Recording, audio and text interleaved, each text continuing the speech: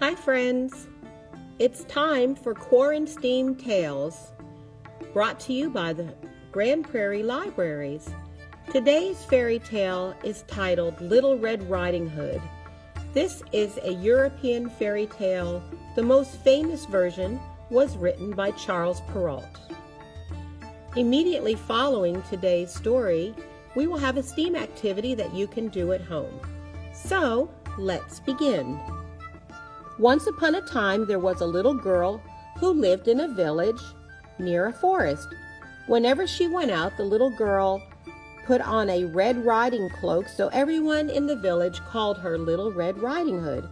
One morning, Little Red Riding Hood asked her mother if she could go to visit her grandmother because it had been a while since she had seen her. "That's a great idea," her mother said. So they packed a little basket for Little Red Riding Hood to take to her grandmother. When the basket was ready, the little girl put on her red cloak and she kissed her mother goodbye. "Remember, go straight to Grandma's house," her mother cautioned. "Don't dawdle along the way, don't stop to pick flowers, and don't talk to strangers." "I'll be careful," said Little Red Riding Hood. But when Little Red Riding Hood noticed some lovely flowers in the woods, she forgot her promise to her mother. She picked a few, watched the butterflies flit around for a while, and she listened to the frogs croaking, and then she picked a few more. Little Red Riding Hood was enjoying the warm summer day so much that she didn't notice a dark shadow approaching out of the forest behind her. Suddenly, the wolf appeared right beside her. "What are you doing out here, little girl?" the wolf asked in as friendly a voice as he could muster. "Oh, I'm on my way to see my grandma who lives through the forest near the brook," Little Red Riding Hood replied. Then she realized how late she was and she quickly excused herself, rushing down the path to her grandma's house. The wolf, in the meantime, took a shortcut. The wolf, a little out of breath from running, arrived at Grandma's and knocked lightly at the door. "Oh, thank goodness, dear. Come in, come in.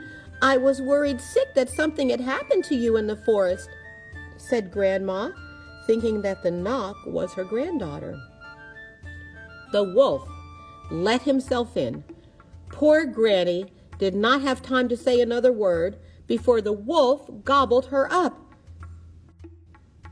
The wolf then poked through Granny's wardrobe and found a nightgown that he liked. He added a frilly sleeping cap and for good measure dabbed some of Granny's perfume behind his pointy ears. A few minutes later, Little Red Riding Hood knocked on the door. The wolf jumped into bed and pulled the covers over his nose. "Who is it?" he called in a crackly voice. "It's me, Little Red Riding Hood." "Oh, how lovely! Do come in, my dear," croaked the wolf. When Little Red Riding Hood entered the little cottage, she could scarcely recognize her grandmother. "Grandmother, your voice sounds so odd. Is something the matter?" she asked.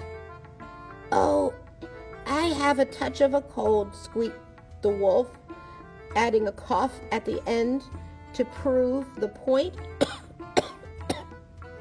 "But grandmother, what big ears you have," said Little Red Riding Hood as she edged closer to the bed. "The better to hear you, my dear," replied the wolf. "But grandmother, what big eyes you have," said Little Red Riding Hood. "The better to see you with, my dear," replied the wolf. "But grandmother, what big teeth you have," said Little Red Riding Hood, her voice quivering slightly. "The better to eat you with, my dear," roared the wolf, and he leapt out of bed and began to chase the little girl. Almost too late, Little Red Riding Hood realized that the person in the bed was not her grandmother, but a hungry wolf.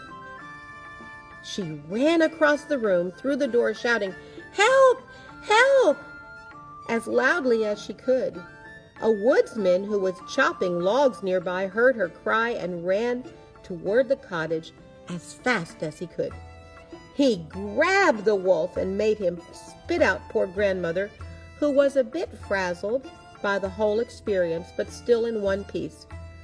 "Oh, Grandma, I was so scared," sobbed Little Red Riding Hood. "I'll never speak to strangers or dawdle in the forest again." "There, there, child.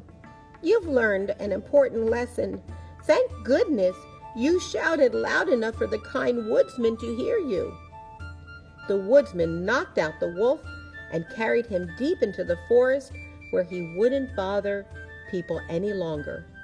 Little Red Riding Hood and her grandmother had a nice lunch, and they never saw the wolf again. The end.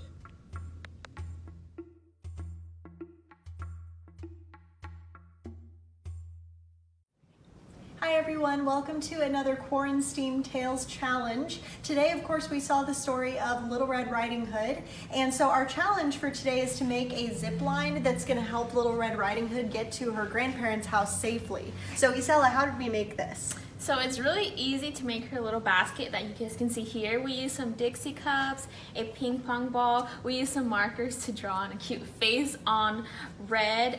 We used some straws, and we have a fishing line here, but you can use some dental floss to make the zip line, and it's really easy. Probably you have all these materials at home, and we added a bit of weight to her little basket. We just put some rocks there. You guys can use some pennies, anything that you have at home. All right, so now we're going to send Little Red Riding Hood on her journey. Are you ready, Isela? I'm so excited. Yeah, let's see if we can get her to Grandma's house safely.